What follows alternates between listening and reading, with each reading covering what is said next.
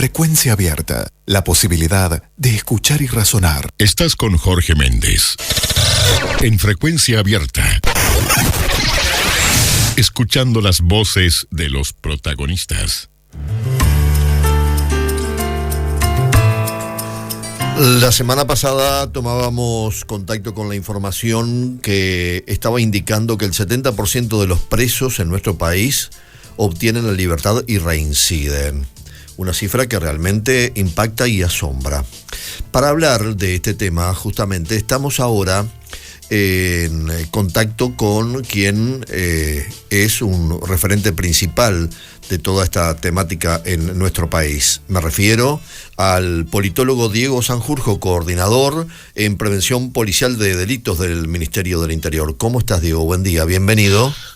Buen día, Jorge, ¿cómo estás? Saludos. Muy bien, gracias por tu tiempo. Es importante contar con tu presencia en el programa, porque a este tipo de títulos creo que hay que ponerle un poco de información y de explicación para entenderlos un poco mejor. ¿Cómo surgen estos números? ¿En base a qué tipo de trabajo, Diego? Bien, ahora yo creo que lo primero a contar es que esto es un antes y un después, y es un antes y un después que viene muy demorado. Es decir, es la primera vez que el Ministerio del Interior, es la primera vez que el Estado uruguayo mide de manera certera la reincidencia delictiva.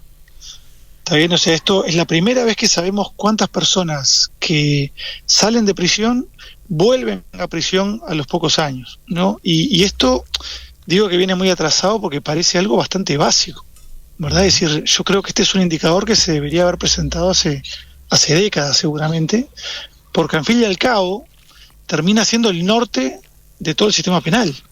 Es decir, lo que queremos, la justicia, lo que quiere la policía, lo que quieren los fiscales, el Poder Judicial, lo que quiere el INR... Lo que quiere Miguel Petit, el otro día decía, te daba total razón, decía, es increíble que no hubiésemos tenido nunca estos datos antes, y lo decía exactamente una persona que dedica su vida justamente a toda la realidad penitenciaria del país, ¿verdad?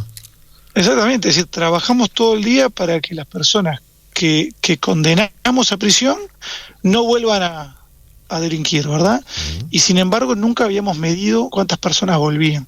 Entonces, bueno, cuando este gobierno asume en 2020, yo quería entender por qué esto no se medía. Me di cuenta que para poder medirlo había que hacer unos cambios bastante importantes en las bases de datos que teníamos a nivel nacional. Hubo que modernizar todo el sistema de gestión carcelaria, hubo que depurar toda una base de datos.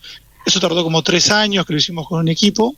Y bueno, la semana pasada hicimos público este estudio que trae datos que son bastante preocupantes, ¿verdad? Es decir, a grandes rasgos, como tú bien dijiste, todas las personas que salen de prisión y que luego cometen un nuevo delito, y ese nuevo delito los lleva nuevamente a prisión, constituyen el 70% del total, ¿no? Es decir, a los 6 meses de haber salido de prisión, casi el 30% ya volvió a prisión por un nuevo delito. Al año ya estamos hablando del 44%, a los 2 años del 60%, a los 3 años del 65%, y como esa curva que va aumentando se aplana también, ya sabemos por razones estadísticas, que en años subsiguientes, o sea, en los próximos años, ese número se estabiliza en torno al 70%, ¿no? Es decir, que de cada 10 personas que pasan por la cárcel, hay 7 a las cuales no logramos convencer o no logramos que desistan de delinquir nuevamente, ¿no? Y eso sin duda que es preocupante. ¿Y menores de 34 años? Sí, la gran mayoría. Es decir, la edad es un factor clave. Claro. ¿No? Entre aquellas personas que salen de prisión y que tienen una edad que está entre los 18 y los 34 años, al 4.º año ya el 85% volvió a prisión. Es decir, más de 8 de cada 10 ya volvieron a prisión después de 4 años en esa franja etaria, ¿no? Y en cambio, a partir de los 34 años de edad, es como que la probabilidad de delinquir baja drásticamente, y ya entre los mayores de 40 y pico es solo el 15% que vuelve a prisión, ¿no? Entonces, si tenemos que encontrar un núcleo de personas que reinciden rápidamente, estamos hablando de hombres muy jóvenes, que tienen además penas cortas, es decir, que cometen delitos poco graves, como pueden ser el hurto o la receptación. Ahí hay como un núcleo muy duro de personas que entran y salen de prisión como si fueran una calecita, ¿no? Que es lo que siempre se dice, pero bueno, nunca le habíamos puesto números hasta ahora. Ahora, ¿te das cuenta también, digo, que permanentemente se habla del hacinamiento en las cárceles, de la sobrepoblación, de lo difícil que es darles una vida digna teniendo en cuenta la cantidad de gente?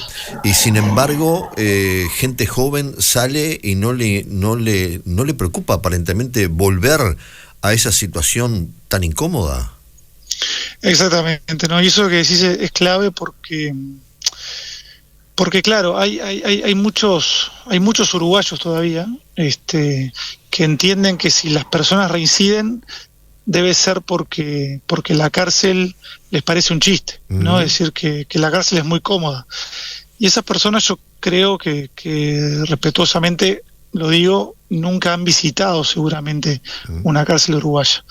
Porque la realidad es que, sobre todo los módulos donde están estas personas, los hombres jóvenes que reinciden mucho, que tienen alto riesgo de reincidencia, esos módulos son los peores, ¿no? Y la verdad es que no se puede vivir peor, no se puede estar peor de lo que están esas personas en prisión. El tema acá es que estas personas ya vienen en el afuera, cuando están en libertad, ya vienen de un mundo de violencia, ya vienen de un mundo de miseria, ya vienen de un mundo donde, bueno, de drogadicción, de familias desestructuradas, de sin trabajo, de dormir en la calle. Es decir, que lo que encuentran en prisión, y muy distinto de su vida diaria no es, ¿no? Entonces, es un entrar y salir donde yo creo que hay que ver, hay que pensar lo contrario. O sea, estamos perdiendo la oportunidad de tenerlos ahí adentro y trabajar con ellos para cambiarles la vida, ¿no? Yo creo que es así como hay que verlo. La realidad hoy por hoy es que nuestro sistema penitenciario a 7 de cada 10 no consigue darles una oportunidad para que cambien de vida, o no consigue de hacerlos desistir de seguir delinquiendo. Eso es lo que nos dicen estos datos. Diego, da la sensación entonces que pensar en medidas en este sentido lleva a que evitar que delincan por primera vez se está haciendo algo muy difícil. Lo que queda por hacer es que una vez que delinquen y entran a la cárcel, tratar de hacerlos ver y de convencerlos que pueden volver a tener una vida de otra manera diferente a la que tuvieron antes de ingresar por primera vez. Y bueno, el problema es que tenemos, es decir, es muy difícil trabajar en prisión cuando uno tiene, como bien dijiste, cárceles con tantas personas, ¿no? Sí. Es decir, Uruguay tiene ya 15.000 presos, un poco menos. Somos el 10º país del mundo con más presos por habitante. Y lo que nos muestran estos números es que efectivamente las políticas que tenemos hoy en día, y con todos los esfuerzos que se están haciendo, no son suficientes, ¿verdad? Entonces, ¿qué es lo que me parece que hay que hacer ahora? Tenemos que empezar a entender que hay un núcleo duro, que es el que representa la enorme mayoría de esta reincidencia. Y cuando hablamos de reincidencia, que nadie se confunda, hablamos de delito, ¿no? Es decir, la enorme mayoría de los delitos hoy por hoy los cometen personas que ya pasaron por el sistema de justicia. O sea, que ya tuvieron una pena de cárcel y sin embargo no logramos que desistieran de delinquir, ¿no? Entonces, ¿qué podemos hacer con estos números? Por ejemplo, ahora a final de año queremos poner en marcha en el Excomcar, vamos a transformar todo un módulo, el módulo 9, lo vamos a convertir en una clínica de adicciones. Es decir, va a ser un módulo donde alrededor de 300 presos van a ir a ese módulo, van a ser aislados en ese módulo, y en ese módulo se les va a dar un tratamiento integral para su drogadicción. Es decir, no solamente tratamiento de adicciones, como hoy ya damos, sino también tratamiento de salud mental, educación, enseñarles habilidades laborales, ¿no? Es decir, hoy por hoy ya sabemos a nivel internacional que la única forma de superar una adicción a drogas pesadas, como puede ser la pasta base, es si les damos un tratamiento integral, si les damos también las demás cosas que en sus vidas no tienen y que les permiten superar la adicción, ¿no? Entonces, claro, con este instrumento, con este indicador, yo lo que voy a poder hacer es ver si las personas que pasan por ese módulo, que pasan por ese tratamiento, reinciden menos. Y si reinciden menos, que esa es nuestra esperanza, si reinciden menos, vamos a poder mostrarle a la clase política y a la sociedad entera que esa inversión vale la pena, ¿no? Que esa inversión, porque no hay forma de ocultarlo. Darle tratamiento de adicciones, darle educación, darle habilidades laborales, cuesta dinero, cuesta recursos materiales y recursos humanos, ¿no? Pero si podemos mostrar que ese recurso, esa inversión vale la pena y baja la reincidencia, eso creo que va a ser una gran diferencia para luego empezar a ampliar ese tipo de programas para toda la población penitenciaria, ¿no? Entonces, de vuelta, igual que estamos atrasados en presentar un indicador como este y en medir la reincidencia, estamos muy atrasados en el trabajo que hacemos con los presos, ¿no? Y me parece que este es un debe que el Uruguay tiene, y si no entendemos que tenemos que trabajar con esas personas, no va a ser posible bajar el delito, ¿no? Al menos no a niveles como nos gustaría bajarlo. Aquí hay dos cosas fundamentales. Una, tener muy claro que la incidencia de la droga muchas veces termina llevándolo a la reincidencia una vez que obtiene la libertad. Por la necesidad de encontrar la droga, lo lleva a delinquir. Es de suponer que es así. Pero a su vez también, el otro día hablábamos con Meneses del Ministerio del Mides, que justamente es una de las personas encargadas de ver cómo se puede preparar al recluso para que salga de la cárcel buscando una vida digna y no delinquir de vuelta, y nos decía que muchas veces también lo que ha faltado hasta ahora es no esperar al recluso cuando sale de la cárcel para tratar de ayudarlo a cambiar la orientación de su vida, sino que ha estado faltando la posibilidad de trabajar con él desde que está, ¿sí?,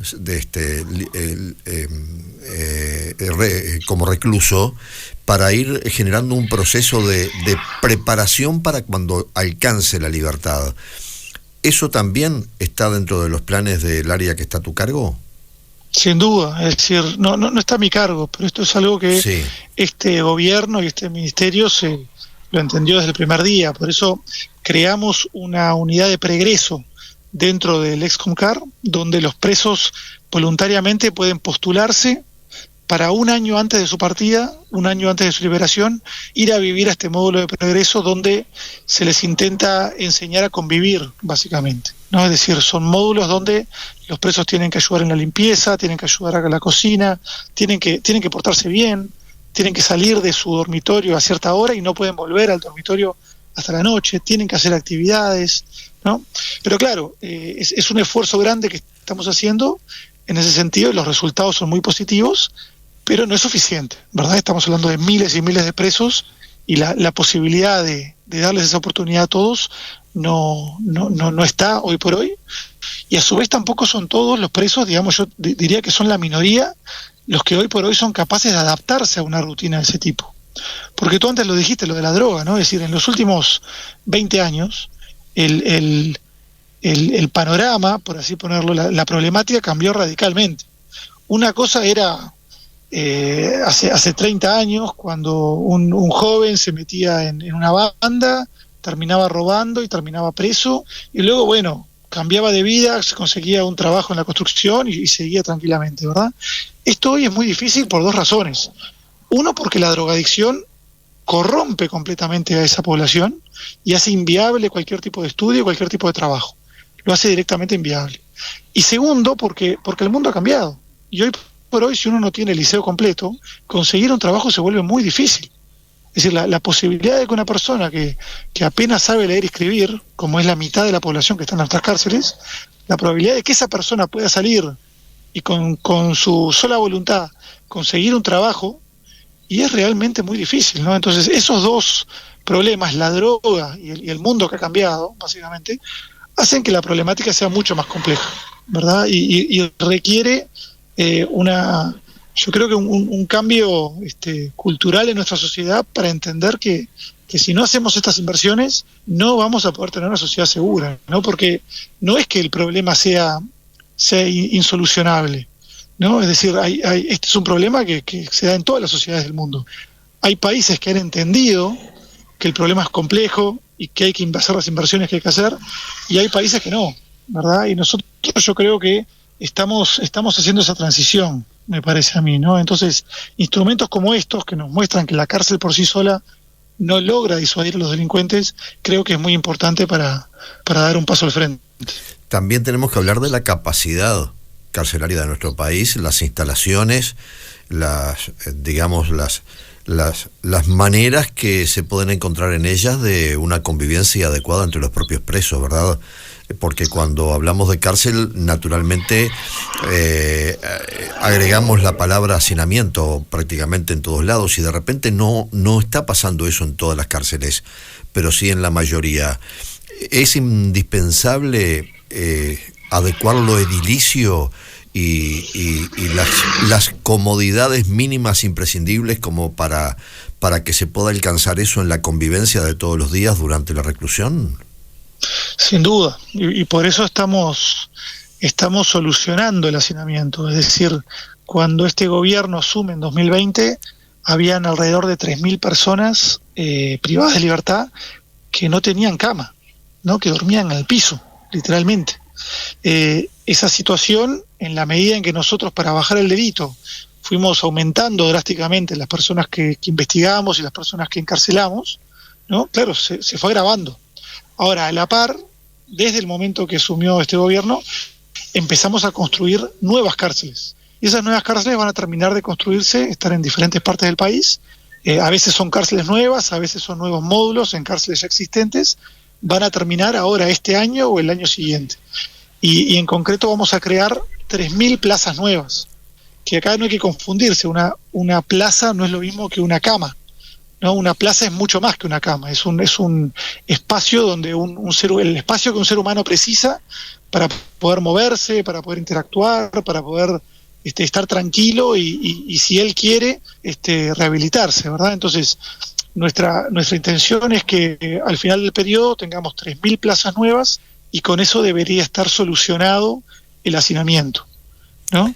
Pero de vuelta, no es suficiente. Si no tenemos políticas de rehabilitación, si no tenemos políticas educativas, tratamiento de adicciones, si no tratamos el pregreso, como bien dijiste, ¿no? Si no apostamos por las penas alternativas, que esa es otra apuesta fuerte de este gobierno, ahora vamos a dedicar unos $3 millones a final del año para fortalecer todo el sistema de penas alternativas y que sea una opción viable para mandar a los presos que tengan menos posibilidades de reincidir. Si no hacemos todo eso junto, difícilmente vamos a poder bajar la reincidencia y difícilmente vamos a poder bajar el delito. No, este es un debe importante, me parece. Nosotros acá en el departamento tenemos la cárcel de Las Rosas, que era una cárcel departamental y después del año 2005 se transformó en una cárcel regional y yo creo que a esta altura ya nacional, donde llevó a que presos de todo el país vinieran acá y a partir de ahí una sobrepoblación que no se ha podido evitar su aumento y que da la impresión como que por más que desde el punto de vista edilicio se puedan arreglar, generar mejoras o ampliaciones, siempre la demanda va a estar superando la oferta. El hecho de que menciones estos 3.000 lugares nuevos en el futuro, ¿puede llevar a pensar que en vez de que la cárcel de Las Rosas se siga ampliando de alguna forma, la población en excedente que existe en la cárcel de Las Rosas pueda pasar a otras cárceles y de alguna forma también buscar ponerle coto al aumento permanente de Las Rosas? Mira, como yo no estoy a cargo del INR, no sé bien cuál es la condición específica de Las Rosas y si las nuevas plazas vamos a utilizarlas para descomprimir el penal de Las Rosas. La verdad que no lo sé. Pero la idea sí es, por supuesto, que descomprimir aquellos centros carcelarios que están hacinados, ¿no?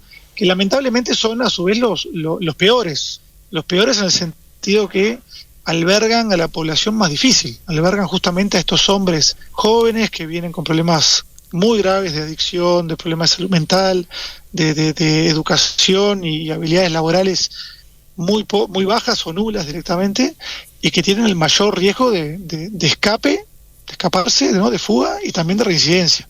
Son esos los penales en todo el territorio nacional que están hacinados, ¿no? Y por el contrario tenemos penales que a veces son chacras, ¿no? Que son de riesgo, digamos, mínimo o medio, ¿no? Que es ahí donde se puede trabajar mejor con ellos, que es ahí donde se les pueden dar las herramientas para que no vuelvan a reincidir, y que sin embargo muchas veces están están no vacíos, pero por la mitad, ¿no? Justamente porque la población que no llega es población con un muy alto riesgo de fuga o muy alto riesgo de reincidencia, ¿no? Son personas que difícilmente pueden convivir con otras, que pueden seguir reglas, ¿no? Que tienen poca voluntad para someterse a un programa de tratamiento. Entonces es una población muy difícil, ¿no? Y a la vez, como muestra este estudio, no tenemos una alternativa, ¿no? Es decir, la posibilidad de simplemente, como se dice a veces, ¿no? Dejarlos ahí adentro y tirar la llave, lamentablemente no funciona. Estas personas vuelven a salir eventualmente y vuelven a delinquir rápidamente y entonces, bueno, no hay muchas opciones más que apostar fuertemente por la rehabilitación. Sin querer pretender un tratamiento diferencial en el caso de lo que sucede con las Rosas, tenemos que tener en cuenta también cómo ha sido el desarrollo de este lugar. Ahora el censo va a decir que andamos pisando seguramente las 250.000 personas, ¿sí? Uh-huh. Entonces, así como se desarrolla el lugar y así como crece y hay mucha construcción y vienen extranjeros a radicarse acá y viene gente de todo el país a buscar su futuro laboral acá, también quienes delinquen vienen a Maldonado porque se supone que aquí hay plata, entonces pueden haber otras posibilidades también de desarrollar su actividad y bueno, y después cuando son capturados quedan acá, ¿sí? Entonces, a lo que voy, Diego, puede así como a nivel nacional se hizo un estudio de la realidad de la reclusión en nuestro país. ¿Puede pensarse en un estudio un poco más profundo de cómo ha sido la realidad del Centro de Reclusión de las Rosas, teniendo en cuenta estas particularidades y a su vez también pensando la cárcel de cara al futuro en un lugar que está desarrollándose a una velocidad que nos sorprende a quienes vivimos aquí siempre, de toda la vida, y realmente estamos asombrados de cómo esto está cambiando día a día, y que sin duda también en lo delictivo y sin duda también en la realidad de la cárcel de las Rosas, seguramente eso también se va a reflejar?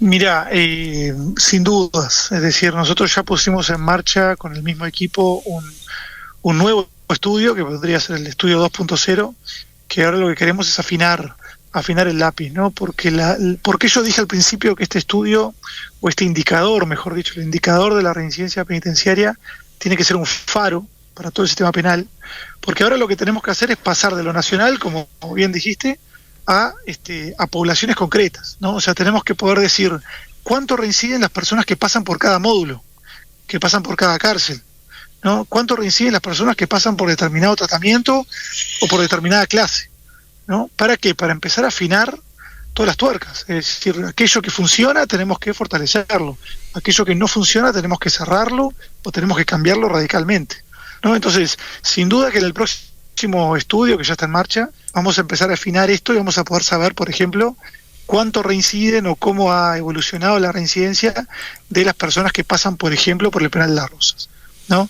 Y esto tiene que servirnos para, bueno, como digo, hacer cambios. Es decir, todos los cambios que se hacen en el Ministerio del Interior, en la Policía Nacional, en Fiscalía, en el Poder Judicial, al final del día tienen que servir para bajar este indicador, para que esa reincidencia del 70% en años venideros podamos bajarla al 65, al 60, al 55, al 50. Yo quiero hacerle saber a la audiencia de que este número es alto, ¿no? Es alto. Y en países desarrollados, en los países seguros, hace muchas décadas que ese indicador ha ido bajando. Entonces hay, por ejemplo, países que son completamente distintos al nuestro, ¿no? Pero, por ejemplo, en países de Europa del centro, Europa central, Europa del norte, la tasa de reincidencia a veces llega a niveles tan bajos como el 35%.